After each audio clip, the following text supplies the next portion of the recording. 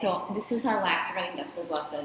It is definitely the most challenging, and I would perhaps consider saving it if you have some students who still need to work on 78. That's totally fine. Let them keep working on 78 and teach, the top 75% of your class, the ones who mastered the exit ticket, this one, and just know that you can spiral back around to this in a small group. Not that this isn't important, but like if you can't do this, then you're definitely not going to be able to do, this kind of thing. So just, think about that as you're planning, but do make sure that you keep in mind that, the majority of your class can go there. That's why we set this pace. We're going to annex a 0. What that means is, like, when I go ahead and divide, like normal, the way, and this is really good review, which is why I say you should do it with the majority of your class, because it's like a way to review, and they think they're learning something new, so they're not super bored, is you're like, okay, we set it up like this, right? We don't need to multiply, so let me go here. When I do 16 and 64, and I get my answer, which I don't even know this off the top of my head, I'm so embarrassed. Please don't judge me. It's been a long day. It's 48. 16 times 4 is 64. Oh, it's exact. Oh my God.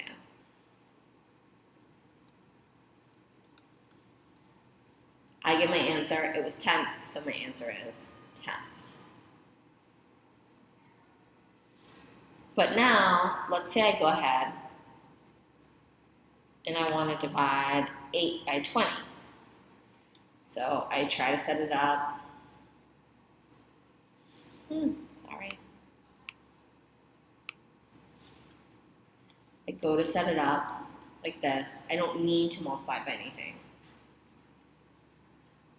Right? I'm really thinking of it as just 8 divided by 20. But when I do it, 20 doesn't go into 8, and I'm stuck. Now, one thing I could do is I could try to get rid of the decimal point. But if I try to get rid of the decimal point, I end up with 8 over 200. It still doesn't help me. Like, 200 doesn't go into 8. So here's what I'm going to do. I'm thinking of this. My decimal's here, right? It's tenths. I am going to add a 0. So now I'm looking at it like 80. But when I put the decimal back in later, I'm not going to think of it as tenths anymore. I'm going to think of it as hundredths. And teachers, I don't know about you, like I liked to have the kids write it. So when I got my answer over here, I knew it was hundredths. If you're using the decimal point to keep track of it, that's fine too.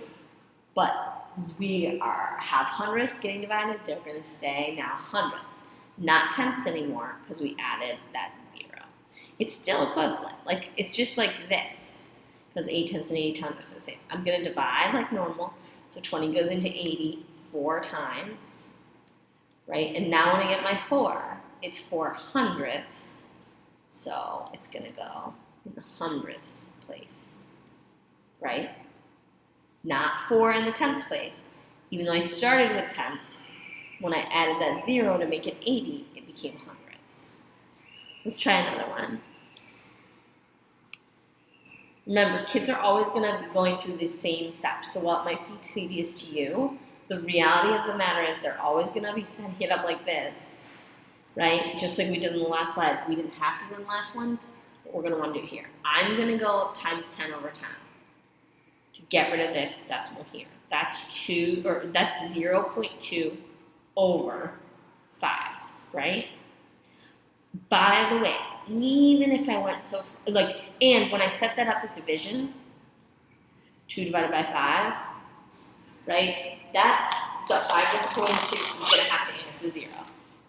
One of the things I want you to notice here is even if I multiply times 100 over 100, and get 2 over 50, guess what? I still am going to have to annex a 0 to see how many times 50 goes into 2. Because I don't have enough. Like, it's not big enough, right? So before I was going to get my answer and it was going to be tenths, but I'm annexing a 0. 2/10 is the same as 20/100ths, right? So when I get my answer now, it's not going to be tenths, it's going to be hundredths. 5 goes into 20, 4 times, oops, my answer is 4 hundredths, like that. Let's say I do this one, 50 into 2. 50 doesn't go into 2. I have to annex a 0. Now, 2 is the same as 2.0, right? No tenths. 50 doesn't go into 2.0. So I'm going to add another 0. 50 does go into 200. So instead of thinking it as 2, I'm thinking it as 2.00. I think kids are going to get this confused with what we've been doing here. We'll multiply by 10, we'll multiply by 100. We're not multiplying this. We're just writing it in another way. It's kind of like saying, instead of having 200 cents, I have $2. Those are the same, right? Or like I have 0.5 and I have 0.50. Those are the same. So all I'm doing is adding the 0. It's still the same number. I didn't change it, or even use common fractions to change it.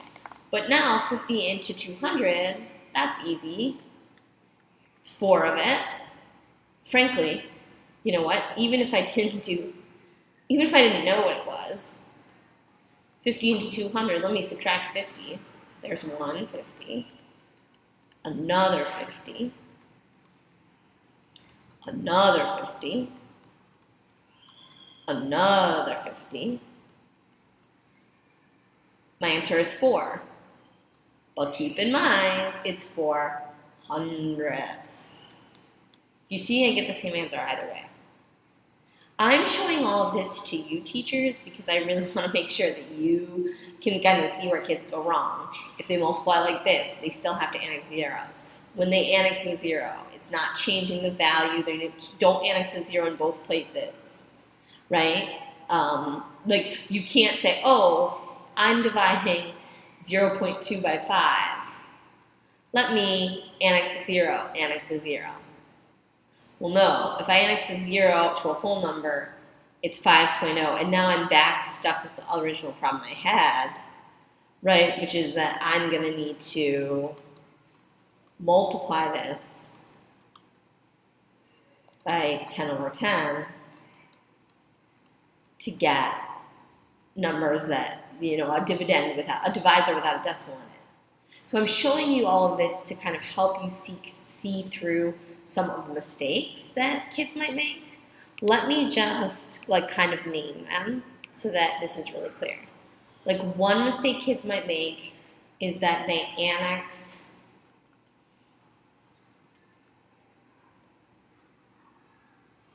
a 0 and forget the decimal. So they're going to do 2 divided by 5, and they just change it to 20, right? Instead of, no, I can't just change it into 20. If I do 2 divided by 5 and I want to keep it at 2, I'm going to make it 2.0.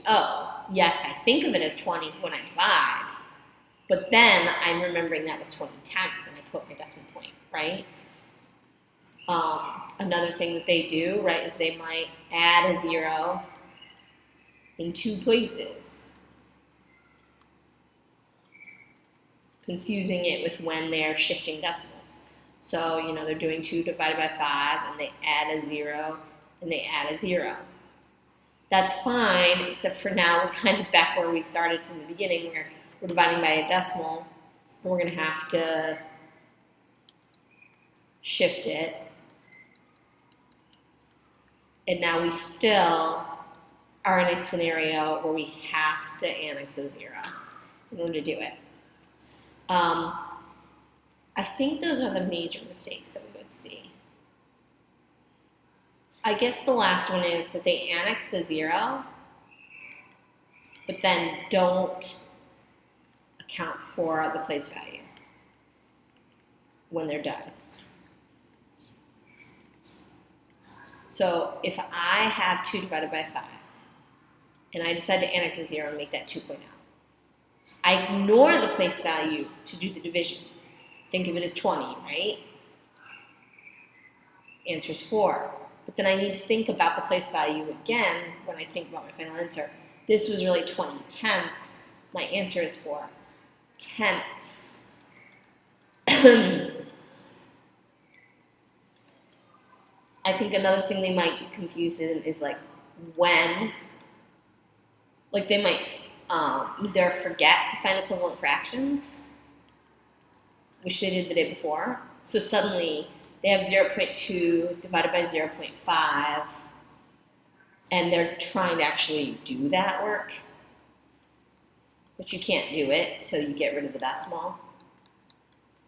Or, right, they might start to think that, like, either they forget to find equivalent, or they find the equivalent too much.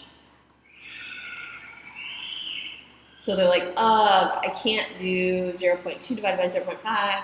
Let me do, like, I can't do 2 divided by 5. So let me keep going. Now it's 20 divided by 50. I still can't do it. Let me multiply times 10 over 10 again. Now I've got 200 over 500. It doesn't matter how many equivalent fractions you use. You're still going to have to annex a 0 when you actually try to divide, if that makes sense. Because these serve 2 different purposes. And let me actually show that and make sure that is clear.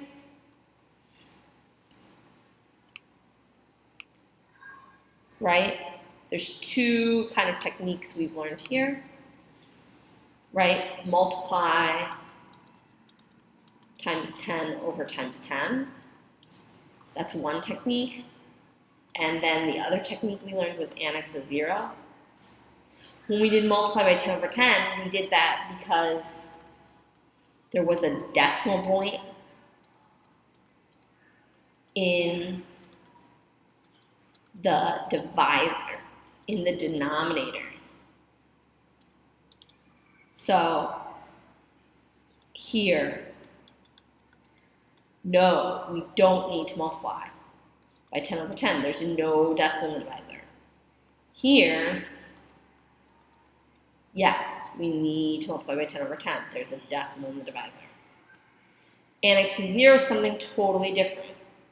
Annex a 0 is after we've multiplied and we've got our problem set up, however it's set up.